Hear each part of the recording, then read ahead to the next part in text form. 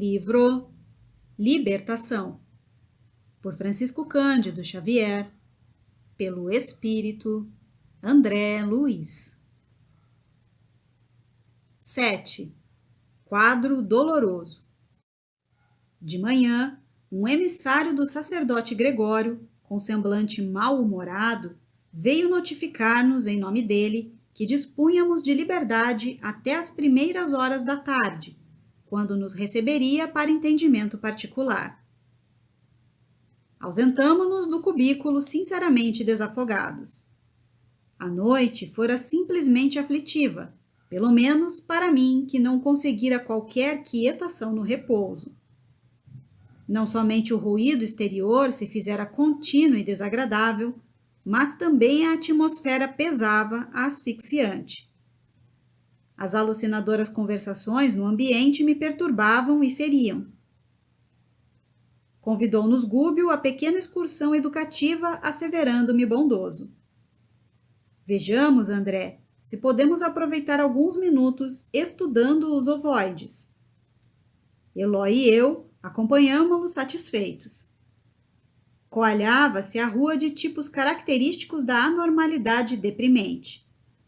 Aleijados de todos os matizes, idiotas de máscaras variadas, homens e mulheres de fisionomia torturada iam e vinham. Ofereciam a perfeita impressão de alienados mentais.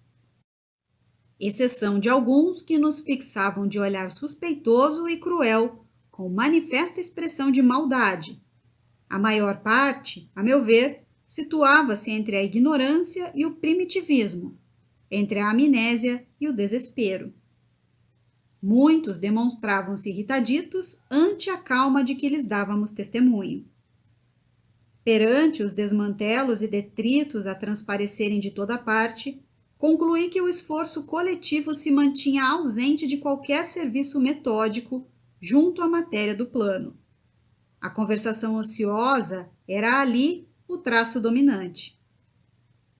O instrutor informou-nos, então, com muito acerto, de que as mentes extraviadas, de modo geral, lutam com ideias fixas, implacáveis e obcecantes, gastando longo tempo a fim de se reajustarem.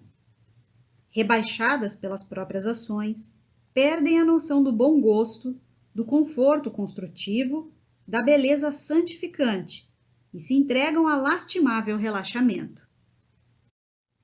Com efeito, a paisagem, sobre o ponto de vista de ordem, deixava muito a desejar.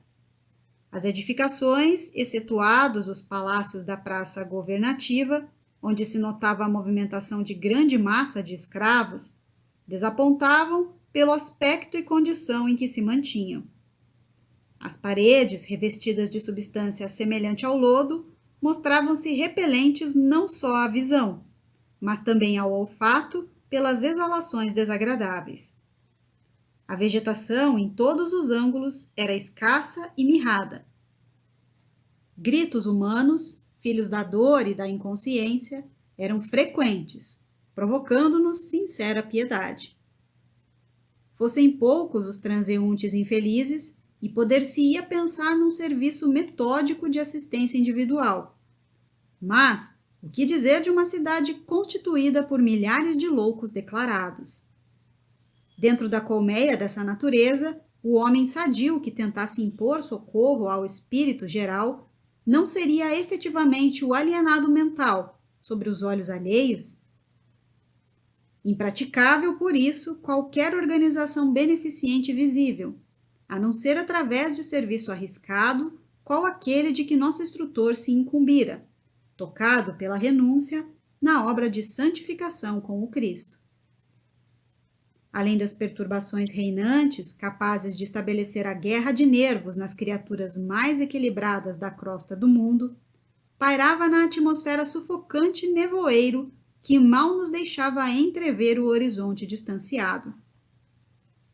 O sol, através de espessa cortina de fumo, cuja procedência me não foi possível determinar, era visto por nós à semelhança de uma bola de sangue afogueado.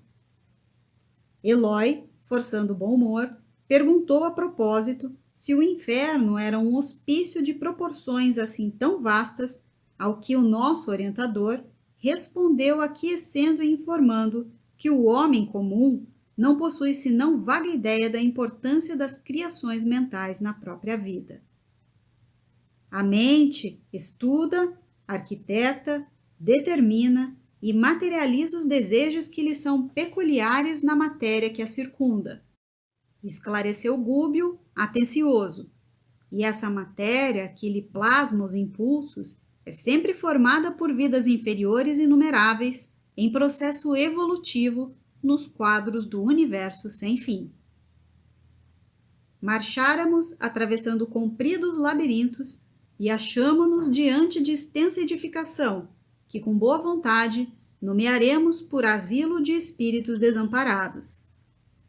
Enquanto encarnado, ser-me-ia extremamente difícil acreditar numa cena igual a que se nos desdobrou a visão inquieta. Nenhum sofrimento, depois da morte do corpo, me tocara tão fundo o coração.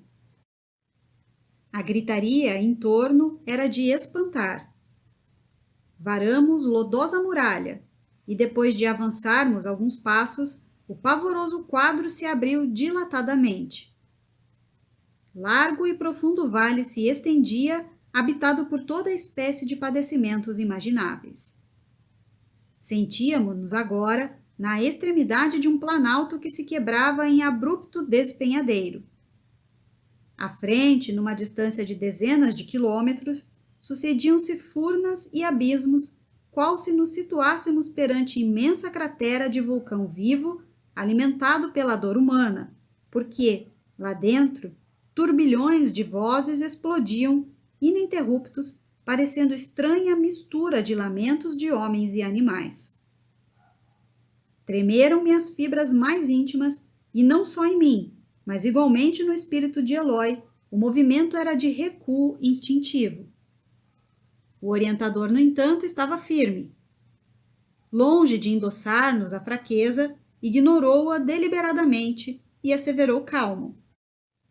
Amontoam-se aqui, como se fossem lenhos secos, milhares de criaturas que abusaram de sagrados dons da vida. São réus da própria consciência, personalidades que alcançaram a sobrevivência sobre as ruínas do próprio eu, confinados em escuro setor de alienação mental. Esgotam resíduos envenenados que acumularam na esfera íntima através de longos anos vazios de trabalho edificante no mundo físico, entregando-se, presentemente, a infindáveis dias de tortura redentora. E, talvez porque nosso espanto crescesse à vista da tela aflitiva e tenebrosa, acrescentou sereno: não estamos contemplando senão a superfície de trevosos cárceres a se confundirem com os precipícios subcrostais. Mas não haverá recurso a tanto desamparo? Indagou Eloy compungidamente. Gúbio refletiu alguns momentos rápidos e aduziu em tom grave. Quando encontramos um morto de cada vez, é fácil conceder-lhe sepultura condigna. Mas, se os cadáveres são contados por multidões, nada nos resta senão adotar a vala comum. Todos os espíritos renascem nos círculos carnais para destruírem os ídolos da mentira e da sombra e entronizarem, dentro de si mesmos, os princípios da sublimação vitoriosa para a eternidade, quando não se encontram em simples estrada evolutiva. Contudo, nas demonstrações de ordem superior que lhes cabem, preferem, na maioria das ocasiões, adorar a morte na ociosidade, na ignorância agressiva ou no crime disfarçado, olvidando a gloriosa imortalidade que lhes compete atingir. Ao invés de estruturarem destino santificante com vistas ao porvir infinito, menosprezam oportunidades de crescimento, fogem ao aprendizado salutar e contraem débitos clamorosos, retardando a obra de elevação própria. E se eles mesmos, senhores de preciosos dons de inteligência, com todo o acervo de revelações religiosas de que dispõem para solucionar os problemas da alma, se confiam voluntariamente a semelhante atraso, que nos resta fazer se não seguir nas linhas de paciência por onde se regula a influenciação de nossos benfeitores. Sem dúvida, esta paisagem é inquietante e angustiosa, mas compreensível e necessária. Perguntei-lhe se naqueles sítios purgatoriais não havia companheiros amigos detentores da missão de consolar, ao que nosso instrutor respondeu afirmativamente. Sim, disse, esta imensa coletividade, dentro da qual preponderam individualidades que, pelo sofrimento contínuo, se caracterizam pelo comportamento subhumano, não está esquecida. A renúncia opera com Jesus em toda parte. Agora, todavia, não dispomos de ensejos para a identificação de missionários e servidores do bem. Vamos ao estudo que nos interessa de mais perto. Descemos alguns metros e encontramos esquálida mulher estendida no solo. Gúbio nela fixou os olhos muito lúcidos e, depois de alguns momentos, recomendou-nos seguir-lhe a observação acurada. Vês, realmente, André? Inquiriu o paternal. Percebi que a infeliz se cercava de 3 formas ovoides, diferenciadas entre si nas disposições e nas cores, que me seriam, porém, imperceptíveis aos olhos, caso não desenvolvesse ali todo o meu potencial de atenção. Reparo, sim, expliquei curioso, a existência de 3 figuras vivas que se lhe justapõem ao perispírito, apesar de se expressarem por intermédio de matéria que me parece leve gelatina, fluida e amorfa. Elucidou Gúbio sem detença. São entidades infortunadas, entregues aos propósitos de vingança e que perderam grandes patrimônios de tempo em virtude da revolta que lhes atormenta o ser. Gastaram o perispírito sob inenarráveis tormentas de desesperação e imantam-se naturalmente à mulher que odeiam, irmã esta que, por sua vez, ainda não descobriu que a ciência de amar é a ciência de libertar, iluminar e redimir. Auscultamos, de mais perto, a desventurada criatura. Assumiu Gúbio a atitude do médico ante a paciente e os aprendizes. A mulher sofredora, envolvida num halo de força cinzento escura, registrou-no a presença e gritou ante a aflição e a idiotia. Joaquim, onde está Joaquim? Digam-me, por piedade, para onde o levaram? Ajudem-me, ajudem-me. O nosso orientador tranquilizou-a com algumas palavras e, não lhe conferindo maior atenção, além daquela que o psiquiatra dispensa ao enfermo em crise grave, observou-nos. Examinem os ovoides, sondem-nos magneticamente com as mãos. Operei expedito. Toquei o primeiro e notei que reagia positivamente.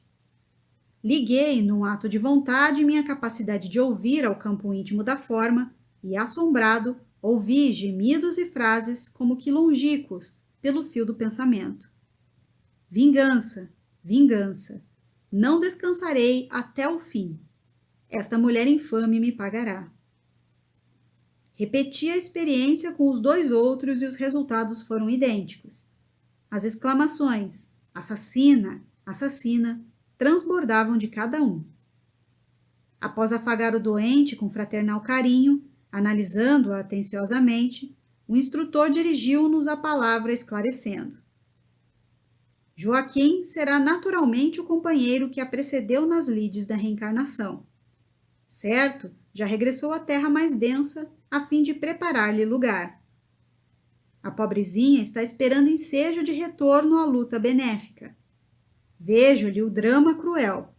Foi tirânica senhora de escravos no século que findou, percebendo-lhe as recordações da fazenda próspera e feliz nos arquivos mentais. Foi jovem e bela, mas desposou, consoante o programa de provas salvadoras, um cavalheiro de idade madura que, a seu turno, já assumira compromissos sentimentais com humilde filha do cativeiro. Embora a mudança natural de vida, a face do casamento, não abandonou ele o débito contraído. Em razão disso, a pobre mãe e escrava, ainda moça, penitente e desditosa, prosseguiu agregada à propriedade rural com os rebentos de seu amor menos feliz. Com a passagem do tempo, a esposa requestada e fascinante conheceu toda a extensão do assunto e revelou a irascibilidade que lhe povoava a alma. Dirigiu-se ao marido, colérica e violenta, dobrando-o aos caprichos que lhe exacerbavam a mente. A escrava sofredora foi separada de ambos os filhos que possuía e vendida para uma região palustre, onde em breve encontrou a morte pela febre maligna. Os dois rapazes, metidos no tronco, padeceram vexames e flagelações em frente da senzala. Acusados de ladrões pelo capataz, a instâncias da senhora, dominada de egoísmo terrificante, passaram a exibir pesada corrente no pescoço ferido. Viveram no passado sob humilhações incessantes. No curso de reduzidos meses, caíram sem remissão, minados pela tuberculose que ninguém socorreu. Desencarnados, reuniram-se à genitora revoltada, formando um trio perturbador na organização ruralista que os expulsara, sustentando sinistros propósitos de desforço. Não obstante convidados à tolerância e ao perdão por amigos espirituais que os visitavam frequentemente, nunca cederam um tio nos planos sombrios em que lhe penhoraram o coração. Atacaram desapiedados a mulher que os tratara com dureza, impondo-lhe destrutivo remorso ao espírito vacilante e fraco. Dominando-lhe a vida psíquica, transformaram-se para ela em perigosos carrascos invisíveis, utilizando todos os processos de luta suscetíveis de acentuar-lhe as perturbações. Adoeceu ela, por isso, gravemente, desafiando conselhos e medidas de cura. Embora socorrida por médicos e padres diversos, não mais recobrou o equilíbrio orgânico. Arrasou-se-lhe o corpo físico a pouco e pouco. Incapaz de expandir-se mentalmente no idealismo superior que corrige desvarios íntimos e facilita a cooperação vibratória das almas que respiram em esferas mais elevadas, a desditosa fazendeira sofreu, insulada no orgulho destrutivo que lhe assinalava o caminho, 10 anos de mágoas constantes e indefiníveis. Claro que possuía, por sua vez, amigos prontos a lhe estenderem generosas mãos por ocasião da morte do corpo que se tornou inevitável. Contudo, quando nos enseguemos no mal, inabilitamo-nos por nós mesmos à recepção de qualquer recurso do bem. O instrutor fez ligeira pausa na narrativa e continuou. Exonerada dos liames carnais, viu-se perseguida pelas vítimas de outro tempo, anulando-se-lhe a capacidade de iniciativa em virtude das emissões vibratórias do próprio medo perturbador. Padeceu muitíssimo, não obstante contemplada pela compaixão de benfeitores do alto, que sempre tentaram conduzi-la à humildade e à renovação pelo amor. Mas o ódio permutado é uma fornalha ardente, mantenedora de cegueira e sublevação. Desencarnado o esposo, veio semilouco encontrá-la no mesmo invencível abatimento, incapaz de socorrê-la em vista das próprias dores que o constrangiam a difíceis retificações. Os impiedosos adversários prosseguiram na obra deplorável e, ainda mesmo depois de perderem a organização perispirítica, aderiram a ela com os princípios de matéria mental em que se revestem. A revolta e o pavor do desconhecido, com absoluta ausência de perdão, ligam-nos uns aos outros quais algemas de bronze. A infeliz perseguida, na posição em que se encontra, não os vê, não os apalpa, mas sente-lhes a presença e ouve-lhe as vozes através da inconfundível acústica da consciência. Vive atormentada e sem direção. Tem o comportamento de um ser quase irresponsável. A infortunada criatura não parecia registrar as informações ditas ali em voz alta e que lhe diziam respeito. Clamava amedrontada pelo auxílio do companheiro. Vali-me ainda do ensejo para algumas indagações. Diante deste quadro comovedor, como encarar a solução? Desfechei a pergunta direta. Gúbio, todavia, observou muito calmo. Gastaremos tempo. A perturbação vem de inesperado. Instala-se à pressa. Entretanto, retira-se muito devagar. Aguardemos a obra paciente dos dias. Após uma pausa expressiva, acentuou.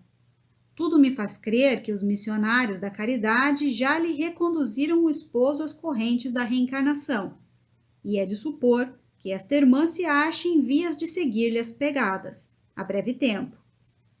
Naturalmente, renascerá em círculos de vida torturada, enfrentando obstáculos imensos para reencontrar o ex-esposo e partilhar-lhe as experiências futuras. Então, os inimigos ser-lhe-ão filhos, indaguei ansioso, quebrando-lhe as reticências. Como não? Certamente. O caso já se encontra sobre a jurisdição superior. Esta mulher retornará à carne, seguida pelas mentes dos adversários que aguardarão junto dela o tempo de imersão nos fluidos terrestres. Oh! Exclamei profundamente espantado. Não se separará dos perseguidores, nem mesmo para o regresso. Tenho acompanhado reencarnações que invariavelmente se fazem seguidas de cautelas especiais.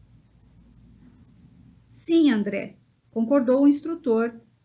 Reparaste nos processos em que funcionaram elementos intercessores de vulto, atendendo-se à nobilitante missão dos interessados no futuro. E, com o auxílio divino, semelhantes casos contam-se por milhões. Contudo, existem ainda, nos setores da luta humana, milhões de renascimentos de almas criminosas que tornam ao mergulho da carne premidas pela compulsória do plano superior, de modo a expiarem delitos graves.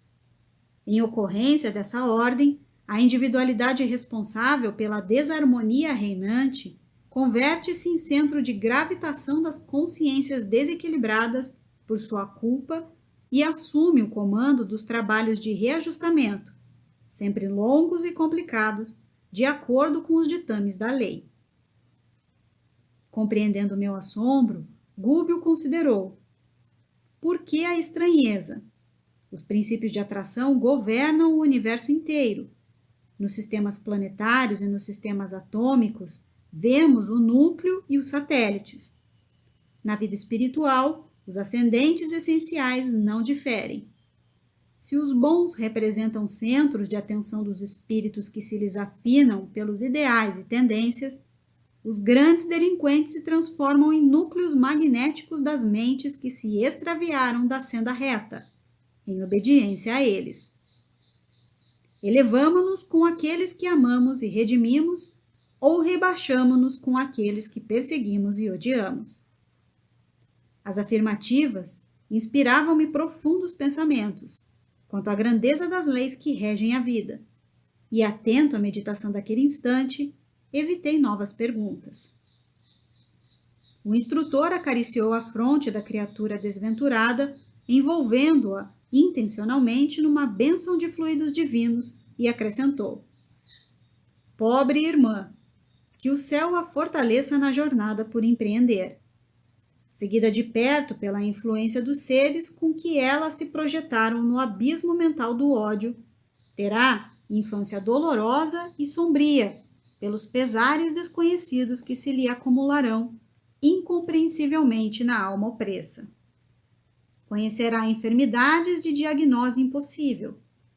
Por enquanto, no quadro dos conhecimentos humanos, por se originarem da persistente e invisível atuação dos inimigos de outra época. Terá a mocidade torturada por sonhos de maternidade e não repousará intimamente, enquanto não oscular, no próprio colo, os 3 adversários convertidos, então, em filhinhos tenros de sua ternura sedenta de paz. Transportará consigo 3 centros vitais desarmônicos, e até que os reajuste na forja do sacrifício, recambiando-os à estrada certa, será, na condição de mãe, um ímã atormentado ou a sede obscura e triste de uma constelação de dor. O estudo era, sem dúvida, absorvente e fascinante, mas a hora controlava-nos o serviço e era imperioso regressar.